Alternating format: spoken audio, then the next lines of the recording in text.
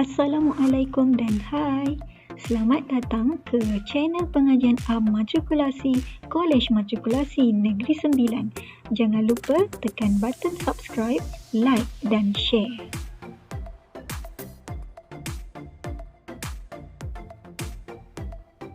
Sediakan pen dan buku catatan untuk kita sama-sama pelajari tajuk pada hari ini iaitu Asas Komunikasi dan Corak Perhubungan. Mari kita lihat dulu objektif pembelajaran topik hari ini.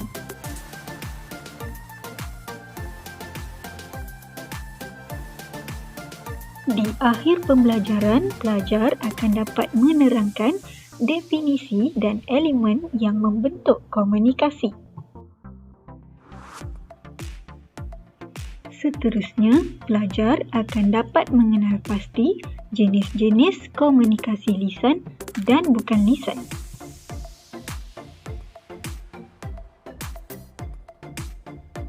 Dan yang terakhir, pelajar dapat mengamalkan corak hubungan komunikasi asertif. Mari kita mulakan pembelajaran dengan memahami apa itu komunikasi. Terdapat banyak definisi komunikasi yang dikemukakan oleh para tokoh penulis.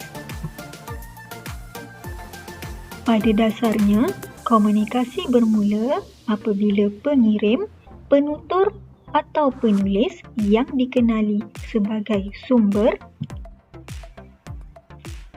menyampaikan mesej atau maklumat menerusi alat atau saluran tertentu kepada penerima yang boleh terdiri daripada pendengar ataupun pembaca. Dan akhirnya penerima memberi maklum balas kepada sumber.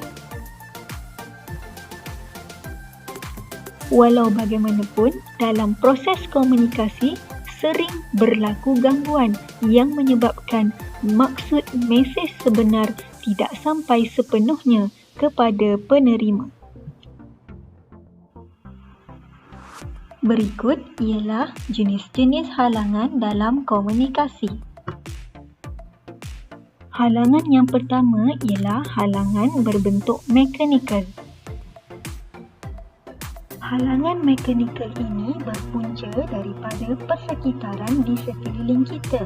Contohnya, gangguan bunyi bising, pembesar suara tidak berfungsi atau capaian internet yang lemah semasa kelas online dijalankan.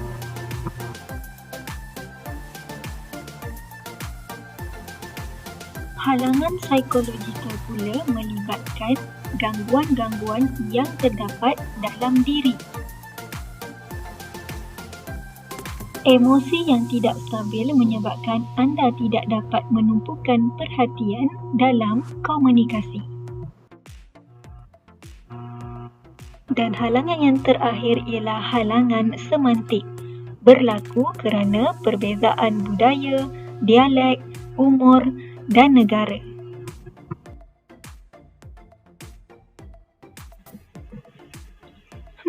Pernahkah anda mengira berapakah jumlah patah perkataan yang anda ucapkan setiap hari?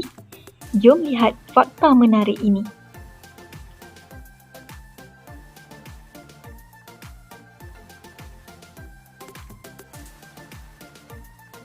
Terdapat 5 jenis komunikasi dalam bidang komunikasi lisan. Pertama, komunikasi intrapersonal. Komunikasi yang berlaku dalam diri seseorang atau komunikasi dengan diri sendiri. Instant juga aku ni.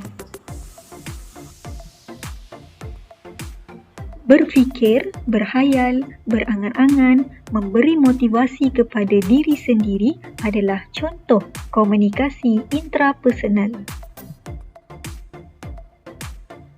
Kedua, komunikasi interpersonal. komunikasi tidak formal yang berlangsung antara individu dengan seorang individu lain.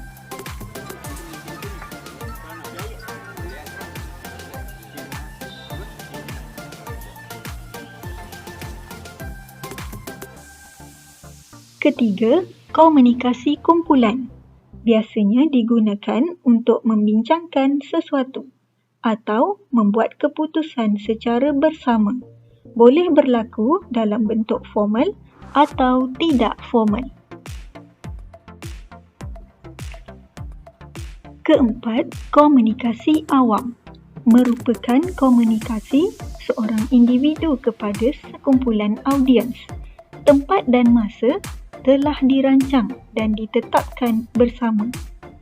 Jarang-jarang berlaku komunikasi dua hala secara lisan kecuali penyampai memberi peluang kepada audiens untuk memberi respon. Dan yang terakhir, komunikasi massal. Komunikasi yang berlaku menggunakan perantara media seperti telefon bimbit, akhbar, majalah, risalah, komputer, televisyen, radio dan sebagainya. Komunikasi ini berkembang mengikut teknologi semasa.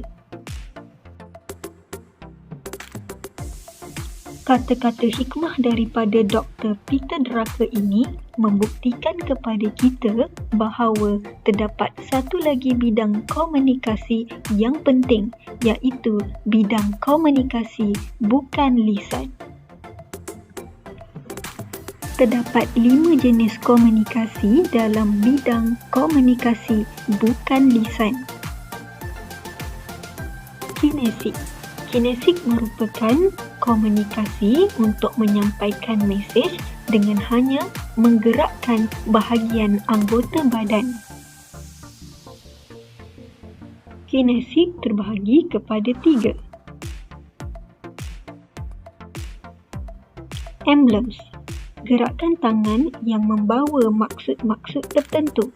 Contohnya seperti okay, goodbye, good, time's up dan sebagainya. Haptik.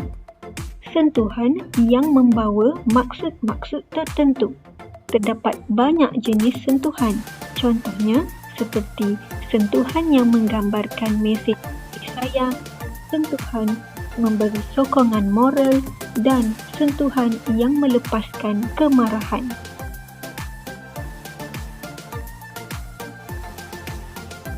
Dan yang terakhir, facial, gerakan mimik wajah yang mempamerkan perasaan dan maksud-maksud tertentu seperti perasaan marah, cinta, sedih, gembira dan sebagainya. Pernahkah anda dengar pepatah dari mata turun ke hati? Ya, renungan mata mampu menyampaikan maksud tersirat tanpa perlu membuka mulut anda. Komunikasi ini dinamakan sebagai okulasi, iaitu komunikasi yang menggunakan pandangan mata untuk menyampaikan mesej-mesej yang tertentu. Seterusnya, proxemic, komunikasi yang disampaikan melalui jarak antara dua pihak. Sudah tentu kita dapat membezakan antara pasangan yang sedang bahagia melayari rumah tangga dengan pasangan yang sedang mengalami masalah dalam rumah tangga melalui jarak yang dipamerkan. Komunikasi bukan lisan yang seterusnya ialah paralinguistik. Paralinguistik ialah komunikasi yang disampaikan melalui nada suara. Adik jatuh ya? Lain kali panjatlah tinggi-tinggi lagi ya, Dik. Jangan sampai anda dilabel sebagai pembaris ya. Dialog ini adalah bertujuan untuk menyindir kepada seseorang kerana tidak mendengar kata. Nada suara memberi maksud tersirat sama ada seseorang itu sedang marah, merajuk atau menyindir. Komunikasi bukan lisan yang terakhir ialah artifaktual, iaitu komunikasi yang dipamerkan melalui penampilan dan barang-barang peribadi. Bayangkan anda melihat sebuah kereta berwarna merah jambu dan dipenuhi dengan stiker Hello Kitty. Apakah yang terdetik di dalam hati anda mengenai pemilik kereta tersebut? Anda mungkin akan mentafsirkan bahawa pemilik kereta tersebut adalah seorang wanita. Ya, seseorang boleh menyampaikan sesuatu mesej melalui penampilannya ataupun barang-barang peribadi miliknya. Sekarang, bayangkan pula anda melihat seorang lelaki yang berpenampilan kemas, segak bergaya dengan kot dan sedang memegang iPad. Apakah yang terdetik dalam hati anda tentang pekerjaan lelaki tersebut? Komunikasi ini digelar sebagai artifaktual.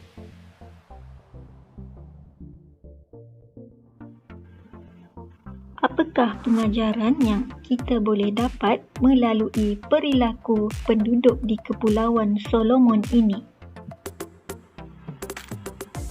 Ya, tanpa sedar kita mungkin telah membunuh orang-orang di sekeliling kita sendiri dengan cara yang hampir sama dengan cara orang Solomon.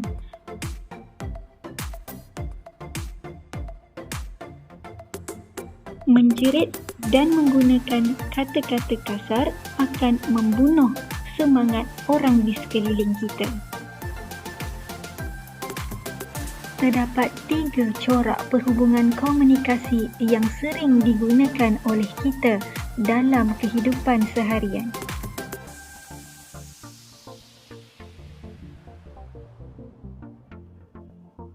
Terdapat di kalangan kita yang mengamalkan corak komunikasi dan perhubungan pasif.